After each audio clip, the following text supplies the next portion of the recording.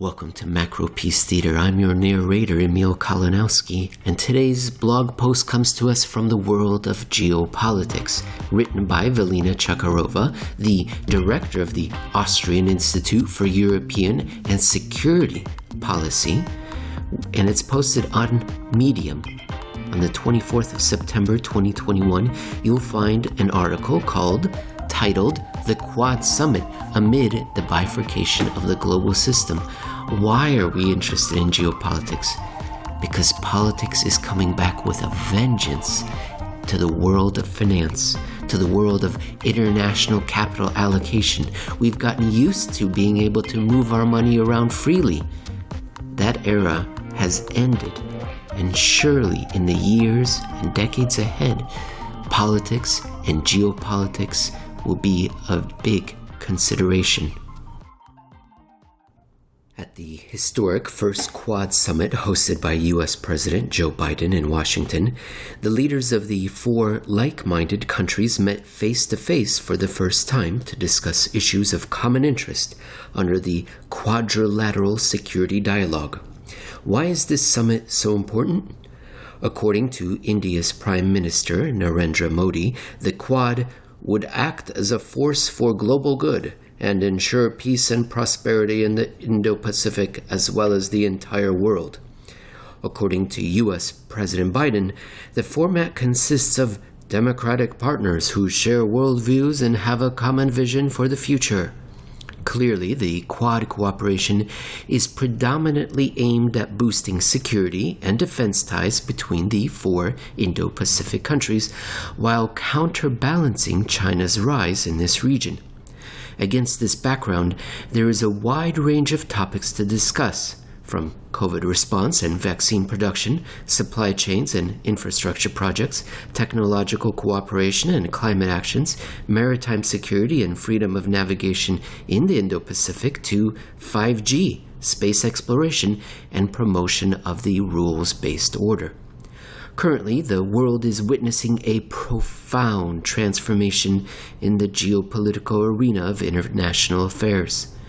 Following the COVID-19 virus outbreak, this year marks the obvious manifestation of an Indo-Pacific decade, with the US, China, and potentially India being the main protagonists in an emerging competition.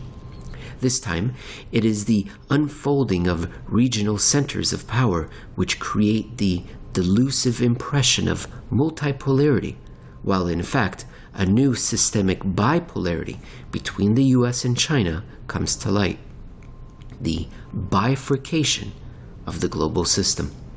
With India being on its path to becoming the third largest economic power by 2025, and as a natural long-term rival of China, the Indo-Pacific region is slowly but surely becoming the main arena for global power competition in the 21st century.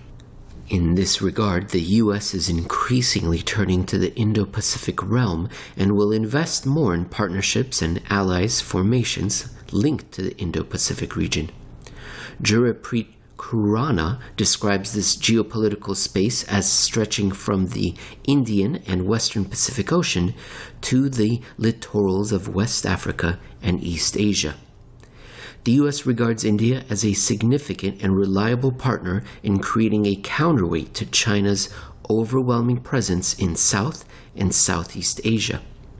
Current developments such as the emergence of the AUKUS, Quad, CPTPP negotiations, and other Anglosphere constellations are increasingly seen as U.S.-led counterbalancing efforts against China's own geoeconomic projects such as the BRI, China-Pakistan Economic Corridor, and Regional Comprehensive Economic Partnership. Furthermore, new defense cooperation formats were also agreed on, such as the deal between Australia and India, covering cooperation between their militaries and facilitating technology exchange. Obviously, the political elites in New Delhi are increasingly in favor of closer relations with Washington, but also continue to rely on friendly relations with Moscow amid the intensifying tensions with Beijing. It is expected that a major geopolitical shift in the region will take place, caused by Washington's efforts to establish a comprehensive strategic relationship with New Delhi due to China's rise in the Indo-Pacific region and beyond. Furthermore, China will continue extending its terrestrial connectivity to Europe through Central Asia in order to bypass the U.S. maritime dominance in the Indo-Pacific space. Given that China and India will be the two major powers of the Indo-Pacific region, their relationship will increasingly be shaped by economic competition, geostrategic rivalry, and a certain readiness for confrontation in their quest for shaping this common geopolitical space. There has been a profound shift in Chinese perceptions of India's foreign and security policies following the re-election of Prime Minister Narendra Modi in 2019, which is now characterized by Chinese scholars as involving a riskier approach. One of the major topics in current Chinese academic literature is India's shift toward the U.S. following the COVID-19 crisis. China endorses India's objective of taking a leadership role in shaping global affairs toward reformed multilateralism. However, India's rapprochement with the U.S. in the Indo-Pacific region and enhanced security and defense cooperation with Japan and Australia within the Quad is detrimental to Chinese geopolitical interests. Furthermore, Chinese experts carefully follow India's growing economic self-reliance strategy and pursuit of a reconfiguration of global supply chains away from China as part of the systemic decoupling process between Washington and Beijing. Repositioning the global supply chains away from China is already becoming a reality following the COVID-19 virus outbreak, and the Indo-Pacific region is about to become a forefront of this geoeconomic reconfiguration due to the withdrawal of American and international capital from Beijing. Major geoeconomic opportunities and challenges will appear following the diversification of the global supply chains. A global disruption of supply chain decoupled with the imperiled rules-based global order caused by eroding international structures as well as newly emerging organizations and institutions will certainly not bypass the Indo-Pacific region. On the contrary, the reconfiguration will be initiated by the U.S. to bring manufacturing and supply chains back home or to branch out to American allies and partners from the Anglosphere of influence such as UK, Australia, Japan, and increasingly India.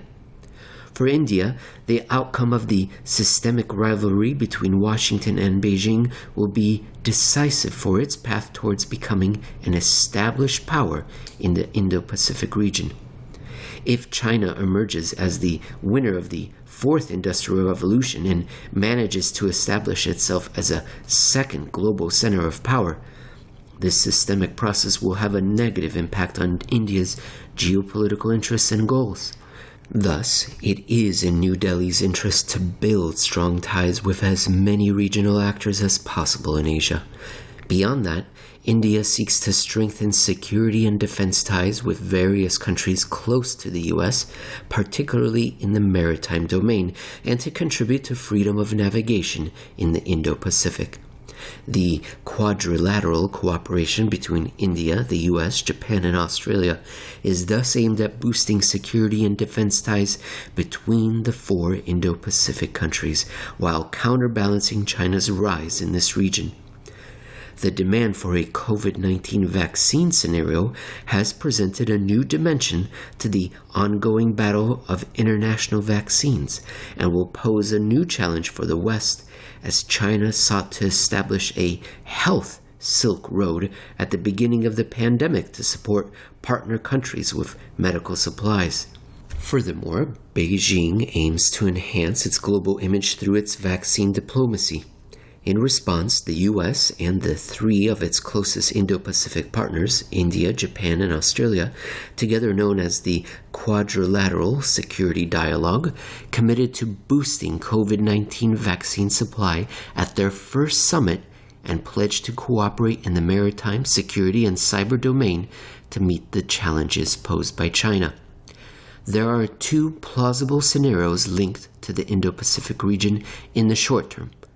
Either the USA and India will unite to coordinate actions and measures against the growing influence of China in tandem with Russia, the dragon bear, or the US and China will engage in a process of approximation under Biden's administration, which seems increasingly unlikely, whereas India will need to carefully navigate between the two systems of power without aligning itself in a strategic manner.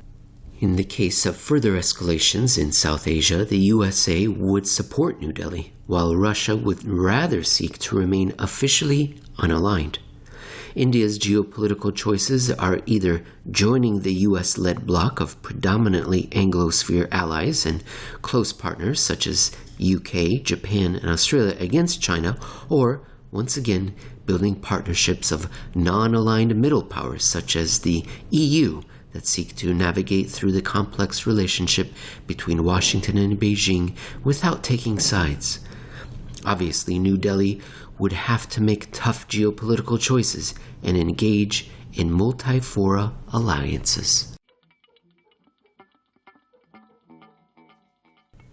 I hope you enjoyed that reading around by Velina Tchakarova, and of course you can find more of Velina's work at Medium, which is where this particular article is from.